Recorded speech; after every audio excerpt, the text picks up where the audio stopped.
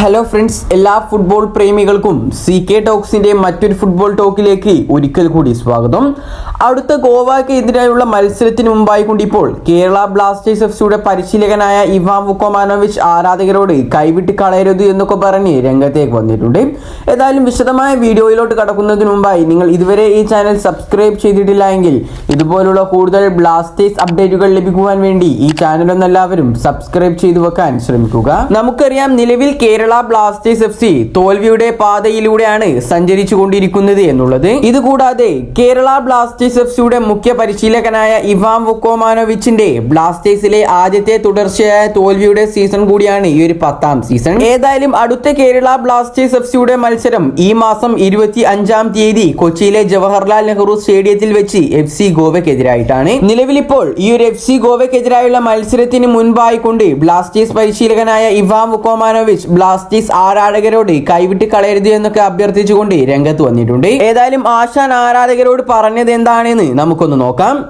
Kerala Blasters FC എന്ന team മുഴുവൻ പോരാളികളുടെയും ഒരു സംഘമാണ്. കൂടാതെ എല്ലാ തവണയും നിങ്ങൾ ഞങ്ങളോടൊപ്പം നിന്നിട്ടുമുണ്ട്. എനിക്കറിയാം, കഴിഞ്ഞ കുറച്ച് മത്സരങ്ങളുടെ ഫലങ്ങൾ നമുക്ക് ഒരു കാരണവശാലും അംഗീകരിക്കാൻ പറ്റാത്തതാണ് എന്നുള്ളത്. പക്ഷെ നിലവിൽ നമ്മൾ ഒരുപാട് പ്രതിസന്ധികളെ എല്ലാം തരണം ചെയ്തുകൊണ്ടാണ് മുൻപോട്ട് പോയിക്കൊണ്ടിരിക്കുന്നത്. അതുകൊണ്ട് തന്നെ നിങ്ങളുടെ ഒരു പൂർണ്ണ പിന്തുണ ഞങ്ങൾ അർഹിക്കുന്നുമുണ്ട്. കൂടാതെ നമ്മൾ വിജയം നേടുവാൻ വേണ്ടി അവസാനം വരെ പോരാടുക തന്നെ ചെയ്യും.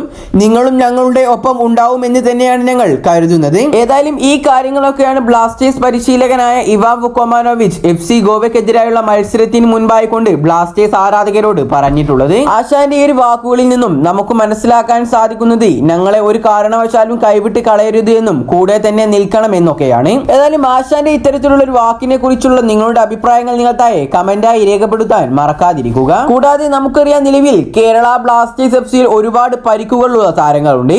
അതിലൊന്നാണ് ഈ അടുത്ത് പരിക്ക് പറ്റിയ സച്ചിൻ സുരേഷും മാർക്കോ ലെസ്കോവിച്ചിന്റെ MRI സ്കാനിംഗ് പുറത്തേക്ക് വരാനാവുന്നതേ ഉള്ളൂ എന്നാണ് നിലവിൽ അറിയാൻ സാധിച്ചിട്ടുള്ളത്. കൂടാതെ സച്ചിൻ സുരേഷ് സർജറിക്ക് വിധേയനാവുമെന്നും അറിയാൻ സാധിച്ചിട്ടുണ്ട്. ഇതുകൂടാതെ കഴിഞ്ഞ ചെന്നൈയിൻ FCക്കെതിരായുള്ള മത്സരത്തിൽ ബ്ലാസ്റ്റേഴ്സിന്റെ മുഖ്യ താരമായ ഗ്രീക്ക് സ്ട്രൈക്കർ ദിമിത്രിയോസ് ഡയമൻഡക്കോസ് മുന്നേറ്റ നിരയിൽ ഇല്ലായിരുന്നു. കാരണം താരത്തിന് പരിക്കാണ് എന്നൊക്കെയാണ് നമുക്ക് അറിയാൻ സാധിച്ചിട്ടുള്ളത്.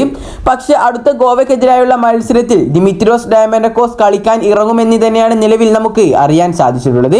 ഏതായാലും ഇക്കാര്യങ്ങളൊക്കെ കുറിച്ചുള്ള നിങ്ങളുടെ അഭിപ്രായങ്ങൾ നിങ്ങൾ താഴെ കമന്റായി രേഖപ്പെടുത്തുക.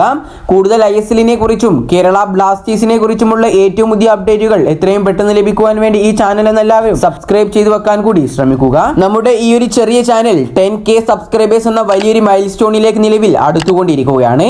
അതുകൊണ്ട് തന്നെ എല്ലാവരും മാക്സിമം ഒന്ന് സപ്പോർട്ട് ചെയ്യാൻ ശ്രമിക്കുക. അപ്പോൾ അടുത്തൊരു അപ്ഡേറ്റുമായി വീണ്ടും വരാം. Good bye.